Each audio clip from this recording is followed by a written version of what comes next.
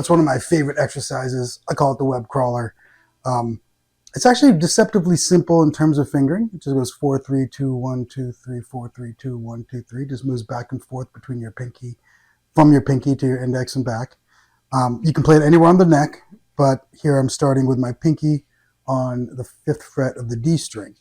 And we're just going to go 4, 3, 2 across the strings. And then when we get to our index finger, we're going to stay on the same string. Then we get to our pinky. We're going to move across the strings again, except this time going down. And then index, stay on the same string. So every time we're starting a triplet with our pinky, we're moving across the strings. And every time we start our triplet with our index finger, we're staying on the same string.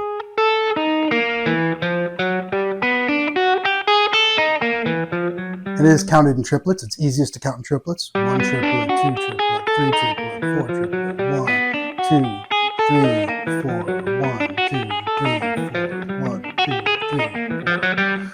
So take a couple seconds and go ahead and pause this video, get comfortable with that. That is the first of 3 parts. I'll call them A, B, and C. This is part A. And that's kind of the base atom of this molecule for this exercise. So go ahead and pause this and come back when you're comfortable playing that. All right. Since you're back, that means that you're comfortable playing A.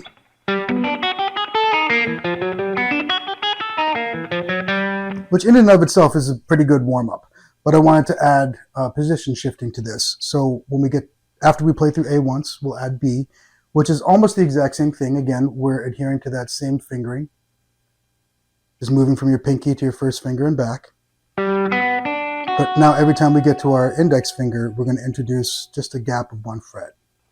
And then we shift to the new position. We stay at the new position when we reach our pinky. So again.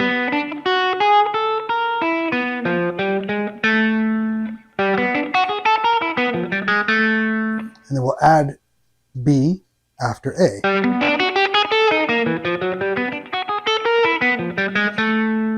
So once you get comfortable with that, again, A, B. Once you get comfortable with that much, go ahead and pause this. And when you're comfortable with that, come back and we'll take a look at C. All right, so since you're back, that means you're comfortable with both A and B. And now that we've moved up 2 frets with B, we need to move back with C. Similar to A, we're going to go across the strings whenever we use our pinky. And then we're going to, instead of just introducing a gap, we're actually going to move back 1 fret for our index finger. And then we're back to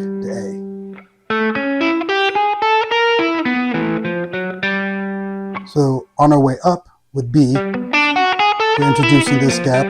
And on C, and we do A one more time.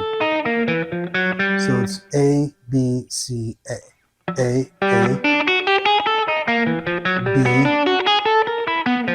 C, A.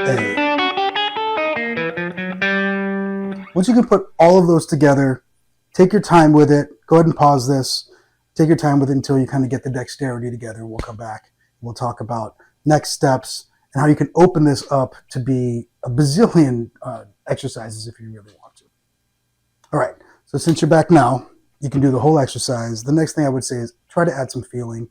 All the dexterity and scale exercises, don't just use them to like get the dexterity. Try to get some feeling out of it. If you can squeeze feeling out of an atonal exercise like this, by the time you're ready to play some leads in a more comfortable setting where you can choose your scales and stuff, you'll be able to add feeling to that much better. So.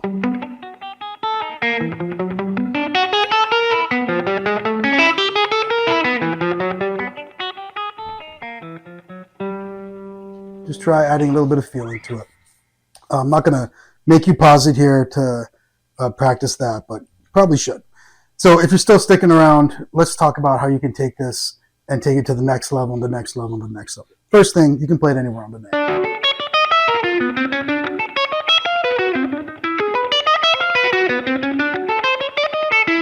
And you can keep going. You can just keep moving, keep playing C all the way down, keep playing B all the way up. Another thing you can do is play it backwards instead of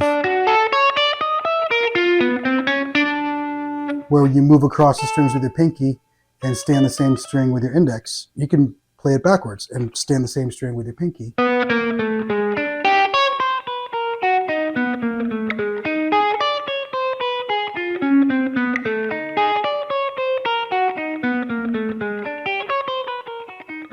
You kind of play it backwards. Another thing I like to do is add some string skipping. So instead of starting on like the 7th fret of the D, I'll start on the 7th fret of the A, and each time I go to my index finger, I'm going to skip a string.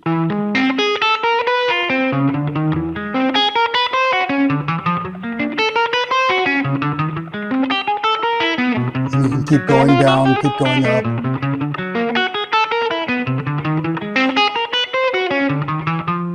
You keep working the exercise like that, having some fun with it. Kind of think of it atomically. You can move some things around and have some fun, and you can actually take something that's kind of a rote mechanical thing. It doesn't really have a melody going for it. You can turn it into something fun that you can also work on, not just your dexterity and your precision, etc., but also with your feeling, and have some fun with it and be creative. Hey, thank you so much for checking out this video. In the description, there is a link to the full lesson that has text and charts as well as this video. There's also a link to schedule a 30-minute video lesson with me. For the first time in 20 years, I'm opening up to private lessons. I'm super excited about helping the right people.